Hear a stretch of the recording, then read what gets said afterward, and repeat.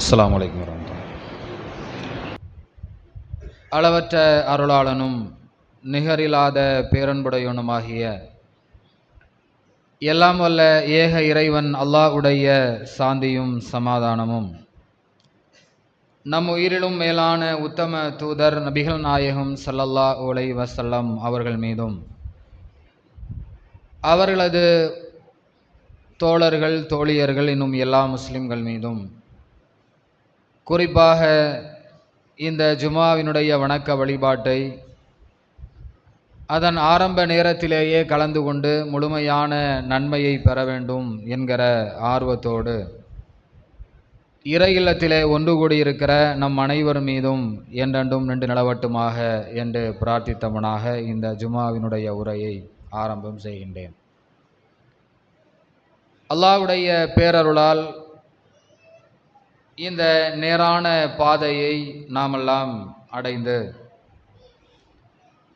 இந்த உலகத்திலேயும் நாளை மறுமையிலேயும் வெற்றியடைய வேண்டும் என்கிற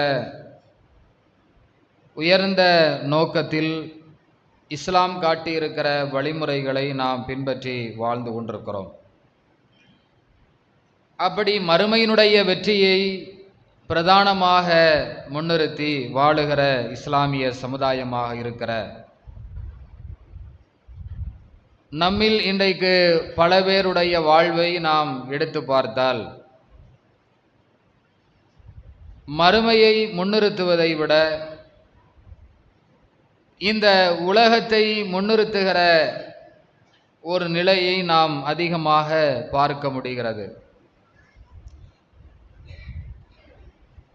ஒரு முஸ்லிம் என்று சொல்லக்கூடியவர்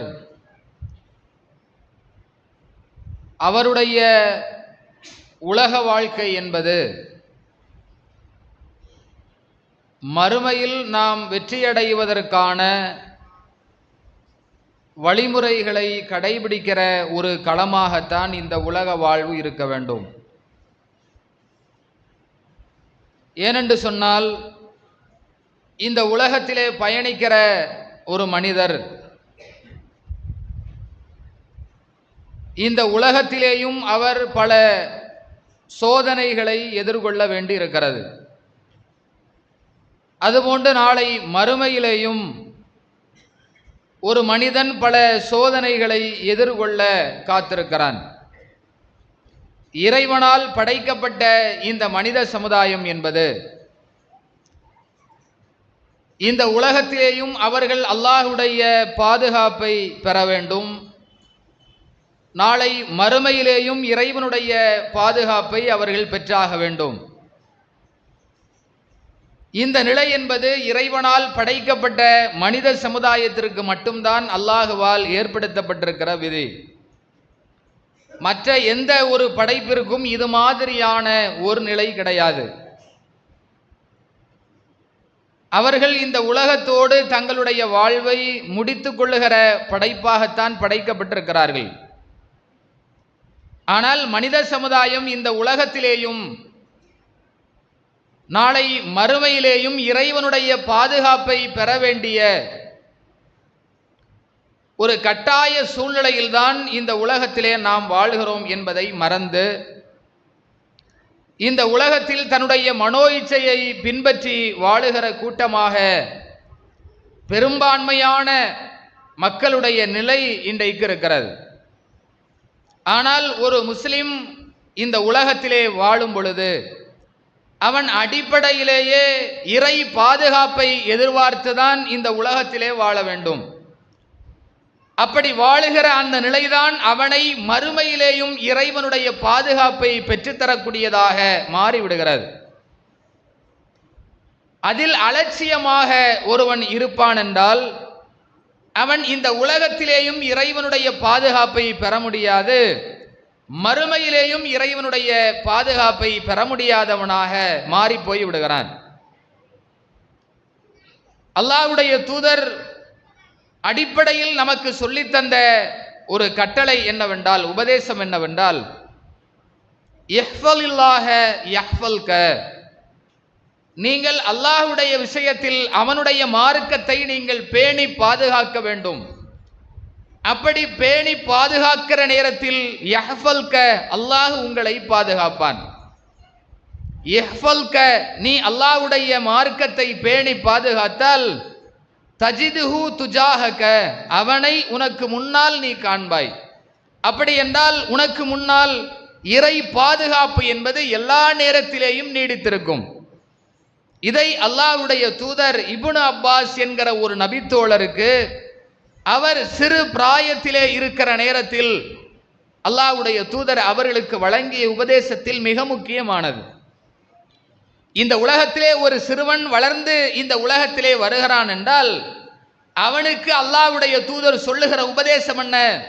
நீ இறைவனுடைய மார்க்கத்தை பாதுகாக்கிறவனாக வளர்ந்து வர வேண்டும். ஏன்?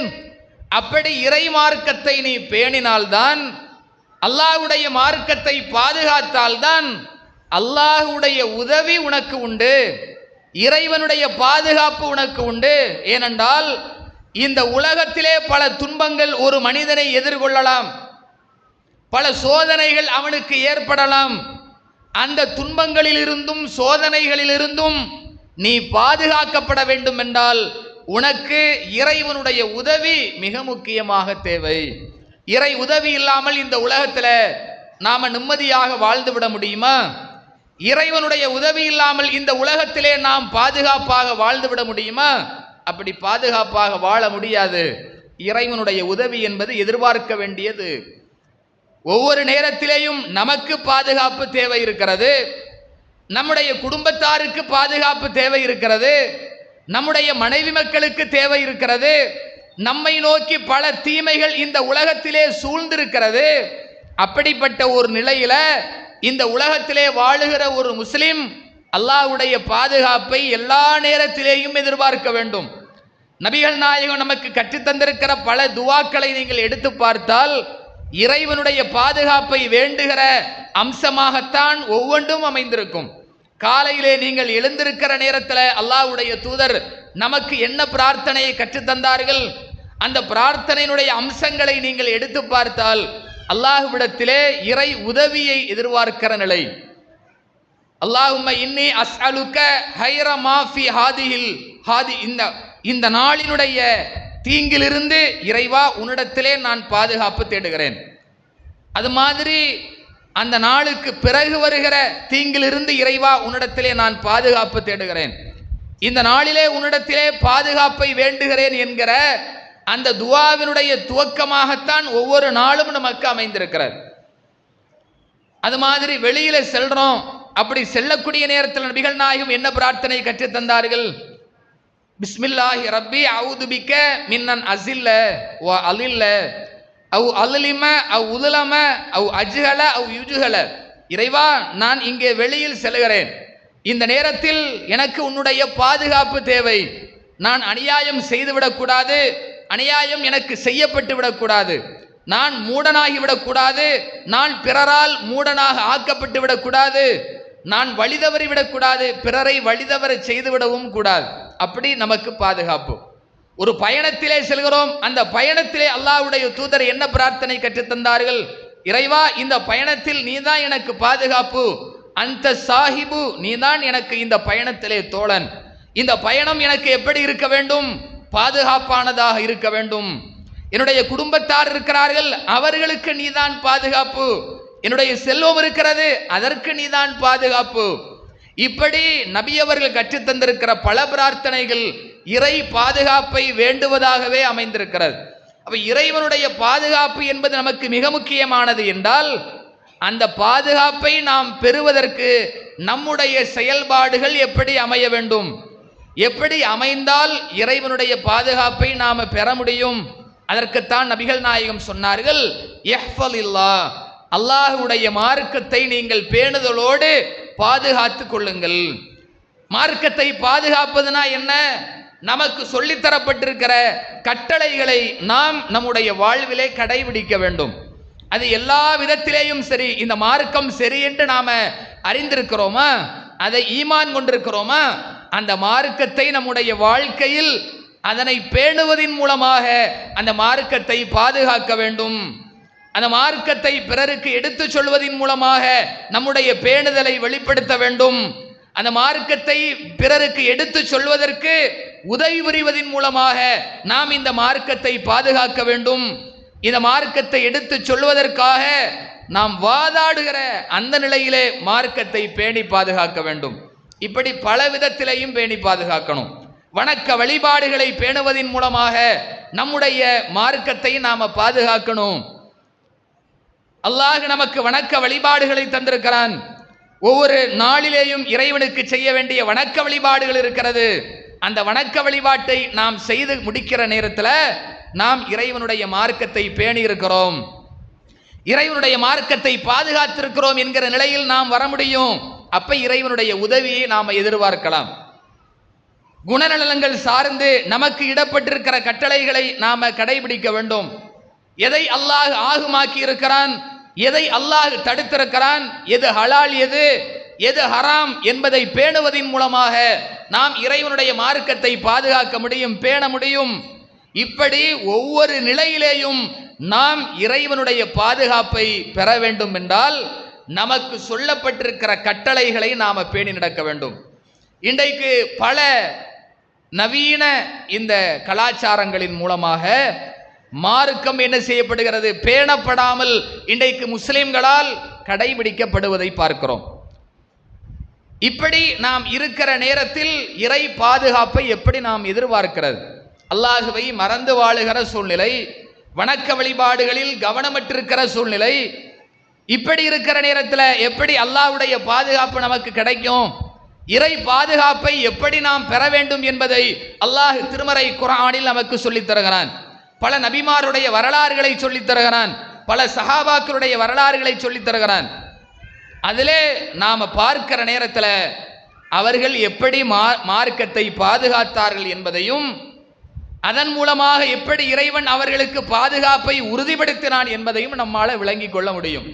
அல்லாஹ் திருமறை குர்ஆனில் சொல்கிறான், வகஅய்யிம் மின் நபியின் காத்தல மாஹு ரிப்பியூன கஸீர். இதற்கு முன்னால் எத்தனையோ நபிமார்களோடு சேர்ந்து பல கூட்டத்தார்கள் போர் புரிந்திருக்கிறார்கள், அல்லாஹ்வுடைய பாதையிலே சென்றிருக்கிறார்கள். ஒமா வஹனு லிமா அஸாபஹும் ஃபீ சபீலில்லாஹ். அப்படி அவர்கள் அல்லாஹ்வுடைய பாதையிலே சென்ற நேரத்தில் அவர்களுக்கு ஏற்பட்ட எந்த ஒன்றுக்காகவும் அவர்கள் பலகீனப்படவில்லை. ஒமா லாஃபு ஒமஸ்தகானு. அவர்கள் மனதளவிலையும் அவங்க பலகீனப்படல, அவர்கள் சோர்வடைந்து போகவும் இல்லை, அவர்கள் எதிரிகளை பார்த்து பணிந்தும் போய்விடவில்லை, உறுதியாக இருந்தார்கள். வல்லாஹு யுஹிப்பு சாபிரீன். இப்படி பொறுமையோடு இருந்த இவர்களை அல்லாஹ் நேசிக்கிறான் என்று திருமறை குர்ஆனில் அல்லாஹ் சொல்கிறான். இப்ப சிந்தித்து பாருங்கள், இந்த வசனத்தில் இறைவன் என்ன சொல்கிறான்? அல்லாஹ்வுடைய பாதையில் எத்தனையோ கூட்டத்தார்கள் தங்களுடைய நபிமார்களோடு சேர்ந்து போர்க்களங்களை சந்தித்திருக்கிறார்கள். இந்த போர்க்களங்கள் என்பது சாதாரண உண்டா? அந்த போர்க்களத்துக்கு முன்னால் அவர்கள் செய்கிற பயணம் என்பது சாதாரண உண்டா? பயணத்தை சிந்தித்து பாருங்கள். இன்றைக்கு நமக்கு இருக்கிற பயணங்களை போன்று அவருடைய பயணங்கள் அல்ல. ஒரு பயணத்திற்காக அவர்கள் புறப்பட்டு செல்கிறார்கள் என்றால் தன்னுடைய வீட்டிலிருந்து அவர்கள் கிளம்புவது முதல் அந்த போரை முடித்துவிட்டு திரும்பவும் பயணத்திலே அந்த கழித்து திரும்பவும் தன்னுடைய வீட்டிற்கு வந்தால்தான் தன்னுடைய குடும்பத்தாரை அவர்களால் பார்க்க முடியும், அவருடைய நிலை என்ன என்பதை தெரிந்து கொள்ள முடியும். அவர்களுக்கு என்ன நிலை ஏற்பட்டாலும் அவர்களால் அதை அறிந்து கொள்ள முடியாது. இது ஒரு மனிதனுக்கு மனதிலே ஏற்படுகிற மிகப்பெரிய பாதிப்பு இல்லையா?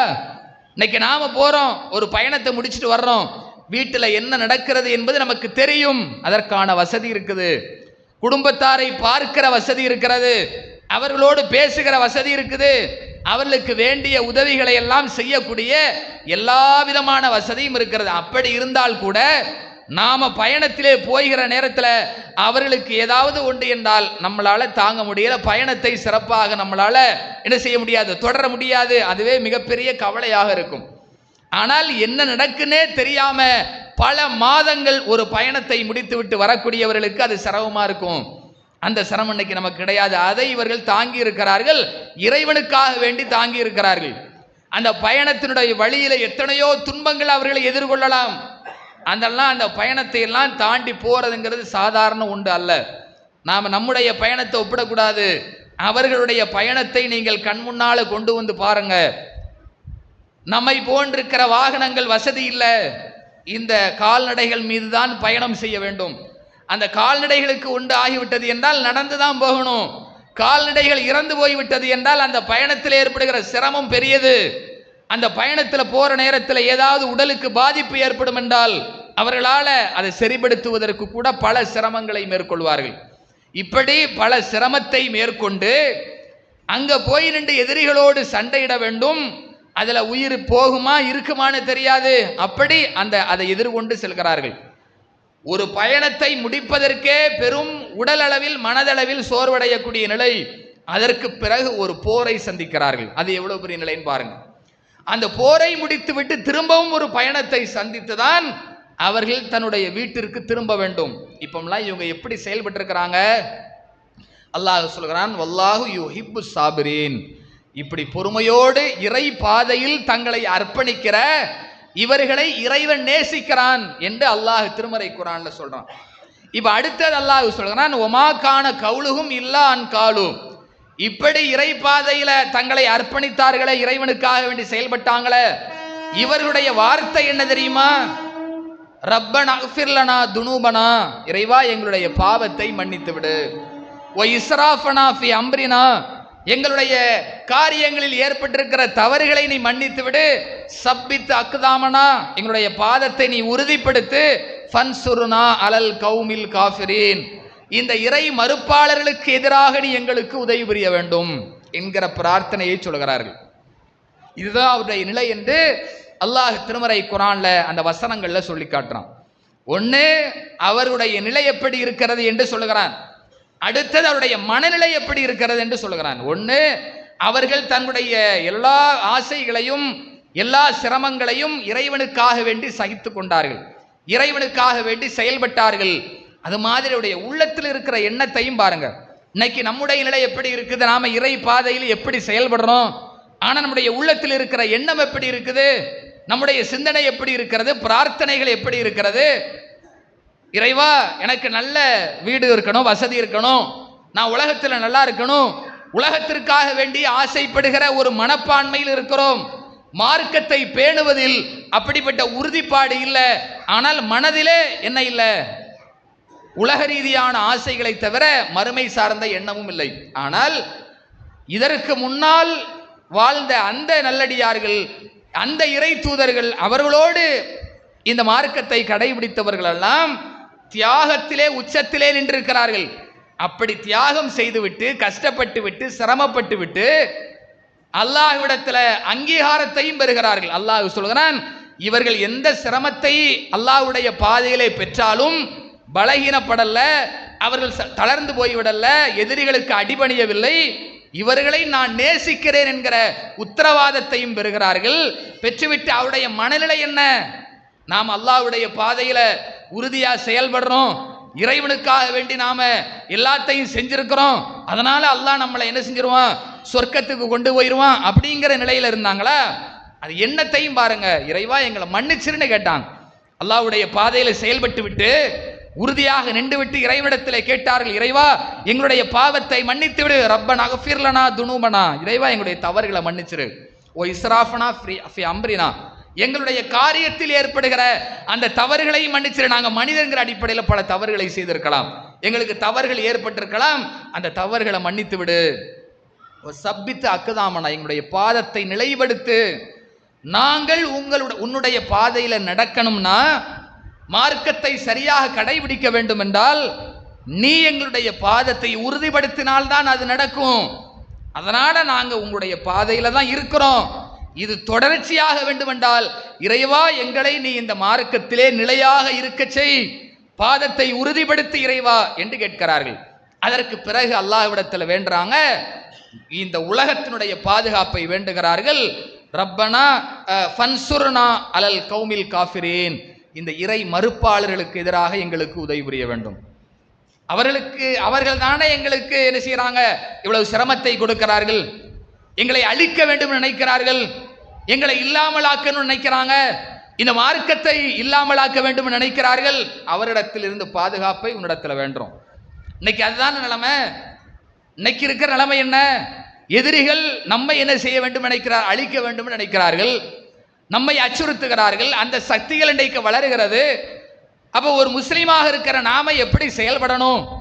அல்லாஹ்விடத்திலே பாதுகாப்பு வேண்டும் என்றால் அல்லாஹ் இந்த வசனத்திலே சொல்கிறான், நீ உறுதியாக உன்னுடைய மார்க்கத்தை கடைபிடித்து விட்டு உனக்கு என்ன தேவை இருக்கிறதோ அதை நீ அல்லாஹ்விடத்தில் கேட்டால் அதற்கு பிறகு இந்த மக்களுக்கு என்ன வாக்குறுதி அல்லாஹ் கொடுக்கிறாங்கிறதையும் அல்லாஹ் சொல்கிறான்.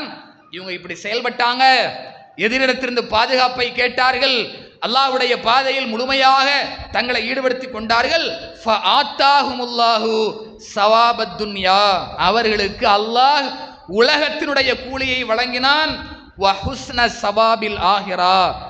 மறுமையினுடைய அழகிய கூலியையும் அவர்களுக்கு வழங்கினான். வல்லாஹு யுஹிப்புல் முஹ்சினீன், நன்மை செய்யக்கூடியவர்களை அல்லாஹ் நேசிக்கிறான் என்கிற வசனத்துல அல்லாஹ் இதை முடிக்கிறான். அவருடைய நிலையை சொல்றான், உலகத்தில் எப்படி வாழ்ந்தாங்க, அவருடைய மனநிலையை சொல்கிறான், அவருடைய எதிர்பார்ப்பு என்ன என்பதை சொல்கிறான். சொல்லிவிட்டு இவர்களுக்கு நான் வழங்கிய கூலி என்ன என்பதையும் சொல்லிவிட்டான். அவர்களுக்கு உலகத்தினுடைய கூலியும் உண்டு, உலகத்தில் உனக்கு என்ன தேவை அதை நான் வழங்கிவிட்டேன். எதிரிலிருந்து உனக்கு பாதுகாப்பு வேணுமா? நான் உன்னை பாதுகாக்கிறேன். ஏன்? நீ என்னுடைய பாதையில் உறுதியாக செயல்பட்டு கொண்டிருக்கிறாய், என்னுடைய பாதையில் உன்னை நீ அர்ப்பணித்திருக்கிறாய், உனக்கு இறைவனுடைய பாதுகாப்பு உண்டு, உனக்கு மறுமையிலே அழகிய கூலியும் உண்டு என்று சொல்லுகிறான். என்றால் இதுதான் ஒரு முஸ்லிமுக்கு வேண்டிய உலக ரீதியான பாதுகாப்பு, மறுமை ரீதியான பாதுகாப்பு. இதை நாம் அன்னைக்கு அடைஞ்சிருக்கிறோமா? அடுத்து அல்லாஹ் அதே வசனத்தில் சொல்றான், யா அய்யுஹல்லதீன ஆமனு, இறை நம்பிக்கை கொண்டவர்களே, இன் துத்தி உள்ளதீன கஃபரு, நீங்கள் இறை மறுப்பாளர்களுக்கு கட்டுப்பட்டால் எருத்தூக்கும் அலா ஆகாபிக்கும், உங்களை வந்த வழியிலேயே திருப்பி அனுப்பி விடுவார்கள்.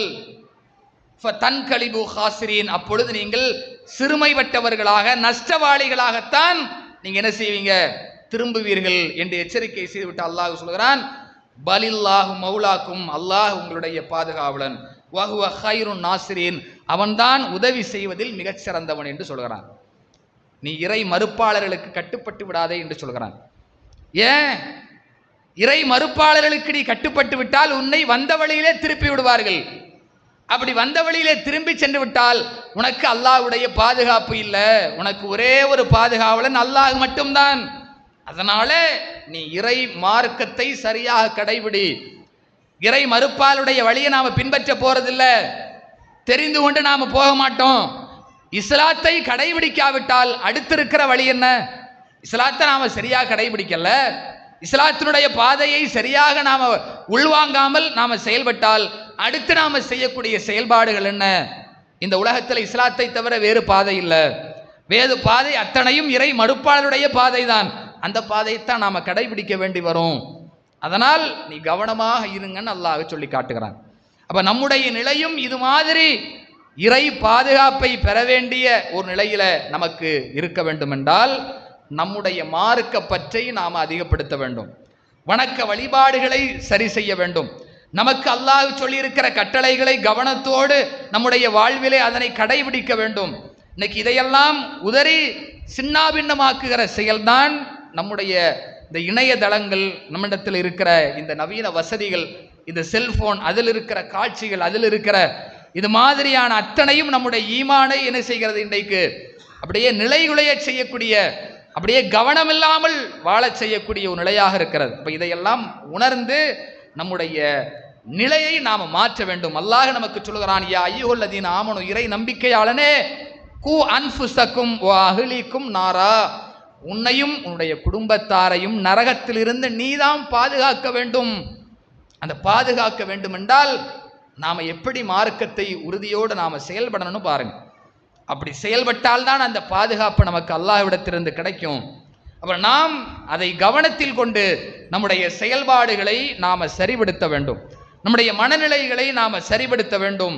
அப்படி செயல்படுத்துகிற நேரத்தில் தான் இறை உதவியை இந்த உலகத்திலேயும் மறுமையிலேயும் அடையக்கூடியவர்களாக மாற முடியும் என்பதை உணர்ந்து செயல்படுகிற நன்மக்களாக அல்லாஹ் நம்மை ஆக்குவானாக என்று கேட்டு என்னுடைய முதல் உரையை முடித்துக் கொள்கின்றேன். அஸ்ஸலாமு அலைக்கும் வரஹ்மத்துல்லாஹி.